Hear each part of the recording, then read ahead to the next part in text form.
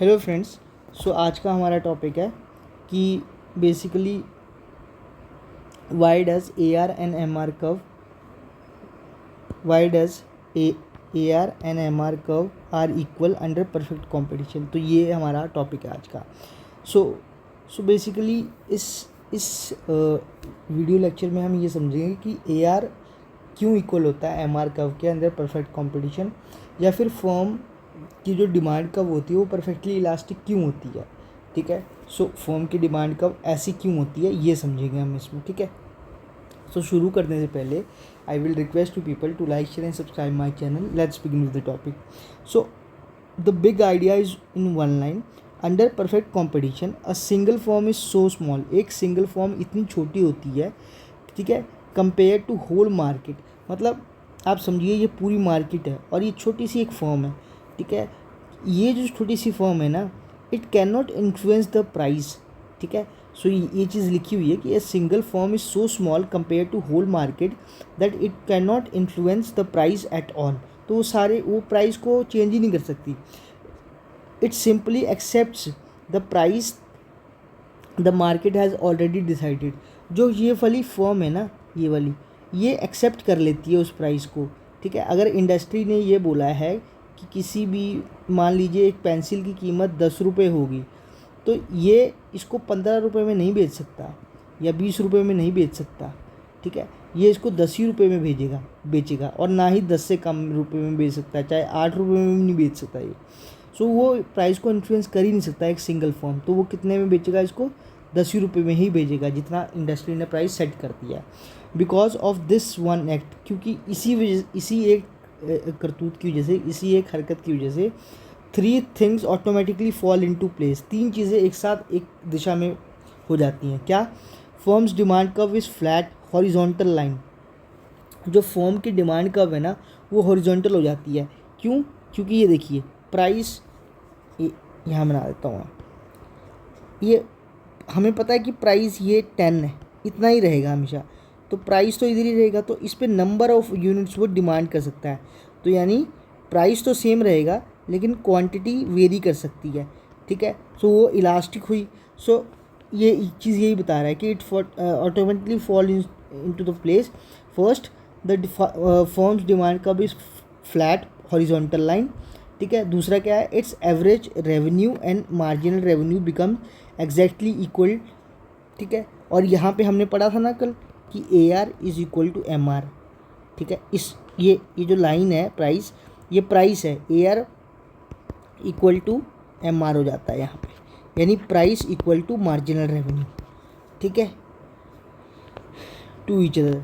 ठीक है, quick definition, A R आपको पता है एवरेज रेवेन्यू क्या होता है, T R divided by quantity. ठीक है, इसको हम बोलते हैं प्राइस पर यूनिट रिसीव। मतलब अगर 10 फ़ोन बन रहे हैं किसी फैक्ट्री में, तो एक फ़ोन की कीमत कितनी होगी। ठीक है, एक फ़ोन की कीमत कितनी होगी, उसे हम बोलते हैं एवरेज रेवेन्यू या एवरेज कॉस्ट बोलते हैं। मार्जिनल रेवेन्यू क्या होता है कि अगर मैंने मान लीजिए 10 फ़ोन बेचे और 100 रुपये, मतलब 10 फ़ोन बेच के मुझे 100 रुपये की कमाई हुई। अब मैंने जब 11वां फ़ोन बेचा तो मुझे कितने रुपए की कमाई हुई, मान लीजिए 20 रुपये की कमाई हुई। तो ये जो 20 है ना, ये मेरा मार्जिनल रेवेन्यू है। ठीक है, marginal revenue is 20। Extra revenue कितना अर्न होता है, earn from selling 1 additional unit. ठीक है, परफेक्टली इलास्टिक डिमांड क्या है, buyer will buy any quantity at one fixed price. मतलब प्राइस फिक्स्ड रहेगा, buyer can buy any quantity, right. ठीक है, so buyer can buyer will buy any quantity at one fixed price but none at all above it। लेकिन कोई भी जो क्या बोलते हैं प्राइस, कोई भी सामान वो उस प्राइस से ऊपर नहीं लेगा। इसका मतलब सीधा सा ये है कि ये आपका प्राइस है 10 रुपीज़, इससे ऊपर कभी भी नहीं खरीदेगा बायर, इसी पे खरीदेगा। ठीक है, इसी पे खरीदेगा। ठीक है, so now why the firms can not sell its own price. क्यों ऐसा क्यों होता है कि फर्म्स अपने प्राइस, अपने हिसाब से चीज़ नहीं बेच सकती, अपने मतलब खुद प्राइस सेट करके चीज़ नहीं बेच सकती।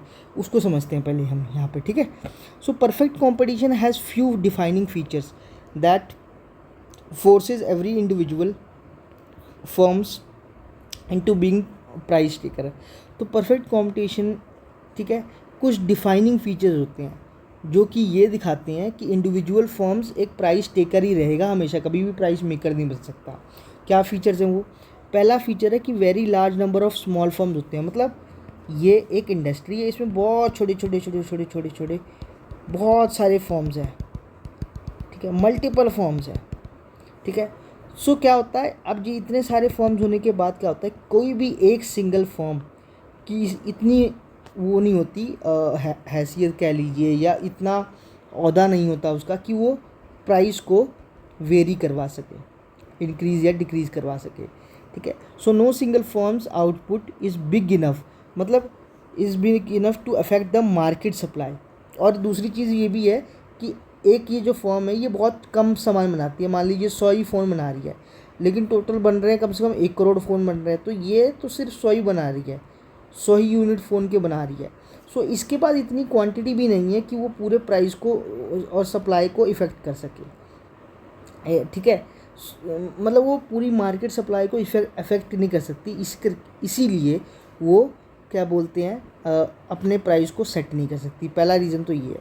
दूसरा क्या है, the product sold in every forms is homogeneous, ठीक है। हर एक मार्केट में जो जो प्रोडक्ट बिक रहा है वो होमोजीनियस है, मतलब नो डिफरेंस, कोई डिफरेंस नहीं होगा। अगर ये फ़ोन ऐसा है तो दूसरा भी फ़ोन ऐसा ही होगा, अलग नहीं होगा, सेम ही होगा, बिल्कुल आइडेंटिकल प्रोडक्ट बेच रहे हैं।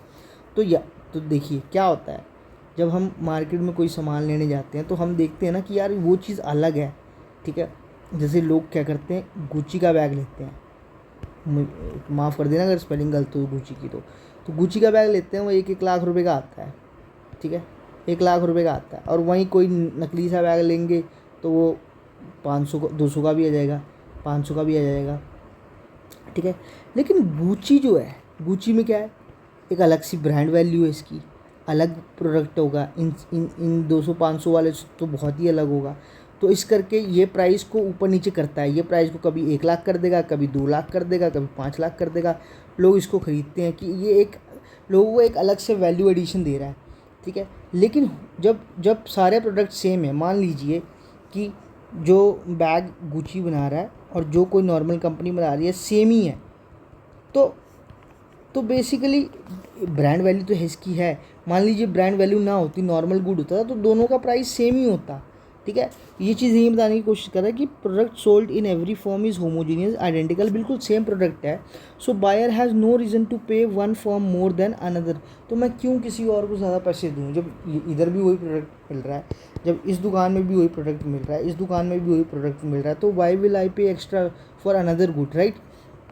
दूसरा पॉइंट ये हो गया। तीसरा पॉइंट क्या है कि बायर्स और सेलर को सारी इन्फॉर्मेशन होती है प्राइसेस के बारे में and entry and exit of forms के बारे में, ठीक है। सो बायर और सेलर दोनों जानते हैं, ठीक है, कि क्या प्राइस चल रहा है, ठीक है। और फॉर्म्स को ये पता होता है कि मार्केट में क्या प्राइस प्रिवेल कर रहा है, मुझे कब मार्केट एंट्री करनी है, कब मार्केट छोड़नी है, सेलर्स को सब पता होता है, ठीक है। सो परफेक्ट इन्फॉर्मेशन होती है, उनके पास फुल इन्फॉर्मेशन होती है, ठीक है। उसके बाद क्या है कि ये 3 पॉइंट हो गए। तो पहला पॉइंट ये था कि very large number of form की होने की वजह से कोई भी एक सिंगल फॉर्म क्वांटिटी को अफेक्ट नहीं कर सकती, मार्केट क्वांटिटी सप्लाई को अफेक्ट नहीं कर सकती, इसलिए वो प्राइस को कोई वेरी नहीं कर सकती। दूसरा ये है कि जो प्रोडक्ट सोल्ड होता है मार्केट में वो होमोजीनियस आइडेंटिकल होता है, तो कोई डिफरेंस नहीं होता दो प्रोडक्ट्स में, बिल्कुल सेम होता है। तो why will anyone will pay extra for that same good, ठीक है। और तीसरा पॉइंट ये है कि बायर्स एंड सेलर्स को सारी इन्फॉर्मेशन होती है प्राइस की और मार्केट एंट्री और एग्जिट की, ठीक है, ठीक है।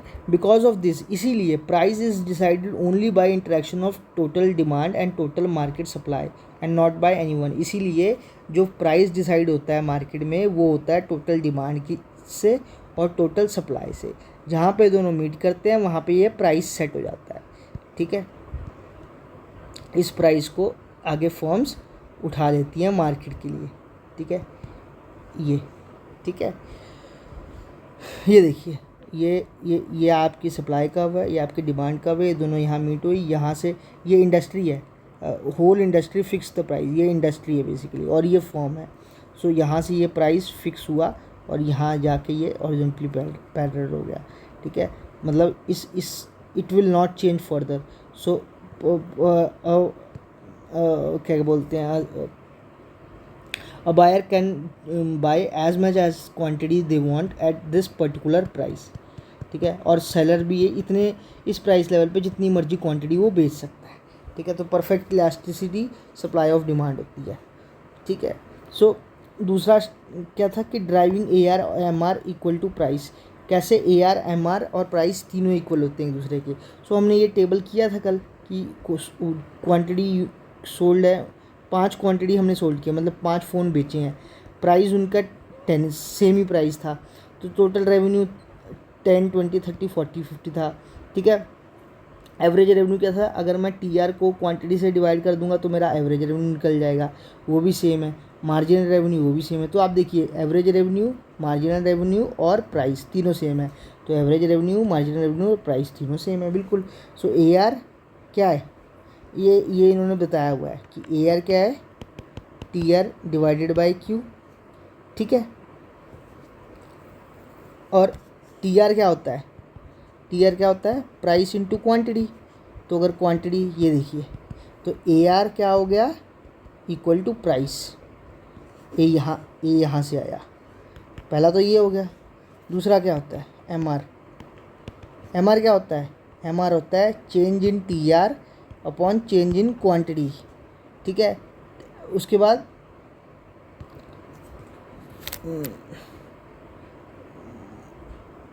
Change in TR। So change in TR क्या होता है, price into change in quantity, ठीक है। यही होता है चेंज इन TR, ठीक है, divided by change in quantity यानी चेंज इन Q। तो चेंज इन Q हटा और ये प्राइस, यानी MR is also equal to price. So MR and is equal to AR is equal to price, MR is also equal to price, right. ये रहा MR और AR का curve, क्योंकि दोनों इक्वल टू प्राइस के है ना, ये रहा है आपका, ठीक है। AR एंड MR कोइंसाइड, एक के ऊपर एक लाइन है मतलब ये, ठीक है। मैं इसको बना देता हूँ। ये देखिए ये 2 कलर है ना, एक ये वाला कलर है, एक ये ऑरेंज, तो ये एक के ऊपर एक लाइन है, इसी के ऊपर AR है और इसी के ऊपर MR है, ठीक है। सो ये आपका total revenue curve, TR curve. उसके बाद है why demand curve is perfectly elastic, क्यों डिमांड कर्व परफेक्टली इलास्टिक होता है। A firms demand curve simply shows how much buyers will purchase from one firm at each possible price under perfect competition. एक firm की जो demand curve है वो ये show करती है कि कितना, how much buyer will purchase, कितना बायर खरीद सकता है फ्रॉम दैट, किसी एक फर्म के द्वारा, एट ईच पॉसिबल प्राइस, और एक ईच पॉसिबल प्राइस पे, ठीक है। ये होता है फर्म की डिमांड का मतलब, कितना जो बायर है वो परचेज कर सकता है किसी एक फर्म से अलग अलग सक्सेसिव प्राइस लेवल पे, ठीक है। अगर प्राइस 10 है तो कितना खरीदेगा, 20 है तो कितना खरीदेगा, 30 है तो कितना खरीदेगा, बेसिकली ये। If firm tries to charge even slightly above market price, अगर फर्म कहें कि यार अब ये मार्केट प्राइस है, ठीक है, सॉरी, ठीक है, ये है मार्केट प्राइस, ठीक है, ये Y0, ये X, ये 10 है मार्केट प्राइस। अगर फर्म चाहें इससे ऊपर बेचें कि मार्केट प्राइस से ऊपर बेचें, so if firm tries to charge slightly above market price, all customer instantly switch to another firms. तो सारे कस्टमर क्या होंगे, इससे ना लेकर किसी और फर्म से लेने लग जाएंगे सामान, ठीक है, किसी और दुकान वाले से लेने लग जाएंगे, क्योंकि इसके पास जो प्रोडक्ट है, जो फॉर्म ए के पास प्रोडक्ट है और जो फॉर्म टू के पास प्रोडक्ट है, दोनों सेम ही हैं, इक्वल हैं। तो जब सेम ही है तो अगर इसने प्राइस बढ़ा दिया तो मैं इसके पास लेने चल जाऊंगा, ठीक है। So all the customer instantly switch to other firm selling the identical good, ठीक है, एट P प्राइस, उसी सेम प्राइस पे बेचेगा। So its sales falls to zero, तो इसकी जो सेल है ना, इसकी वाली 1 वाले की, इसकी ज़ीरो हो जाएगी, यानी इसकी जो मतलब जो ये बेचेगा वो ज़ीरो हो जाएगा, कोई ख़रीदेगा ही नहीं इससे सामान, ठीक है। और इस 2 वाले की डिमांड जो है वो इंक्रीज़ हो जाएगी। इफ़ फर्म्स चार्जेस बिलो, अगर फर्म इस 10 से बिलो चार्ज करेंगी तो क्या होगा देखते हैं।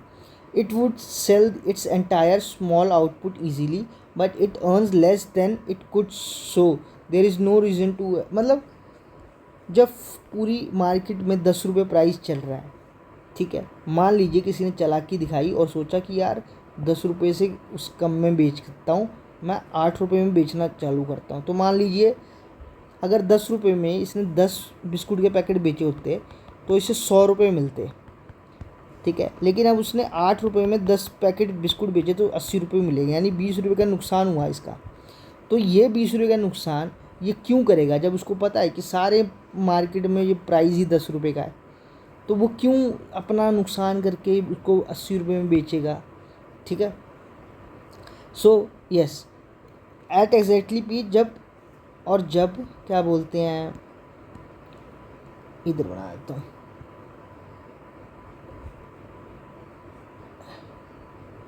ठीक है, ये पी प्राइस लेवल है, ठीक है। तो अगर at exactly P the firm sell any quantity it wishes, इस पी पे वो नंबर ऑफ क्वांटिटी वो बेच सकता है फर्म, ठीक है, जितनी मर्जी क्वांटिटी वो जितनी बेचनी है बेचे, कोई दिक्कत नहीं है, ठीक है। Since it's output is a tiny drop in the market ocean and does not affect the price at all, तो क्योंकि उसका आउटपुट जो है वो एक बहुत ही छोटा नंबर है पूरे आउटपुट के मुकाबले, ठीक है, तो उसका आउटपुट एक छोटा सा नंबर है, तो उससे वो प्राइस को चेंज नहीं कर सकता, ठीक है, प्राइस को कभी भी चेंज नहीं कर सकता एक इंडिविजुअल सेलर, वही चीज़ बता रहा है। This behaviour infinite sales responses to smallest price change, it exactly what perfectly elastic demand means, इसी का मतलब होता है परफेक्टली इलास्टिक डिमांड, मतलब ठीक है प्राइस चेंज भी हो जाएगा तो बिल्कुल माइन्यूट सा, उससे कोई फ़र्क नहीं पड़ेगा पूरी मार्केट प्राइस पे।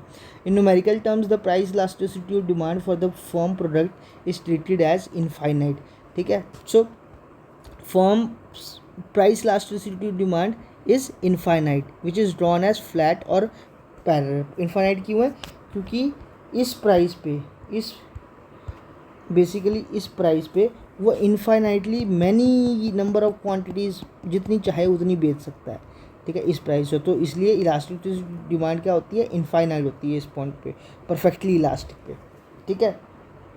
सो आई होप आपको ये समझ में आ गया होगा सारा कंसेप्ट कि क्यों Y AR is equal to MR under perfect competition and Y forms demand curve is perfectly elastic, क्यों परफेक्टली इलास्टिक होती है फॉर्म की डिमांड कर्व, ठीक है।